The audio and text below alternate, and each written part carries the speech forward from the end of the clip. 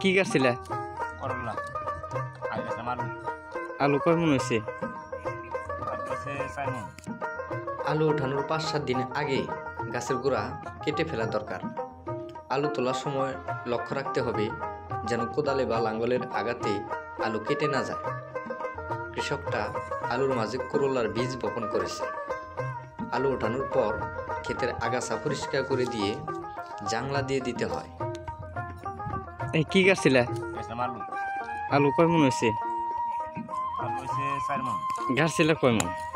গাছছিলাম ওইটা পানি ওই বৃষ্টি ছিল খাই গেছে। গাছছিলাম 1.5 বস্তা। 1.5 বস্তা। স্পেস পেঁয়াজ তো তুলি নেই। পেঁয়াজ কারিটা পেঁয়াজ কয় মন গাছছিলে? পেঁয়াজ পেঁয়াজ গেছে 2 মণ। 2 মন। পেঁয়াজের দাম কেমন? 1600 টাকা 1700 ভালোই তো হয়েছে পেঁয়াজ। হ্যাঁ, পেঁয়াজ পেঁয়াজের ফুল কত করে বেচা যায়? 10 টাকা কেজি। 10 টাকা কেজি। পেঁয়াজের বীজ বপন থেকে ফসল উত্তোলন পর্যন্ত প্রায় পেঁয়াজের চাষের মোট 110 দিন থেকে 120 দিন সময় লাগতে পারে।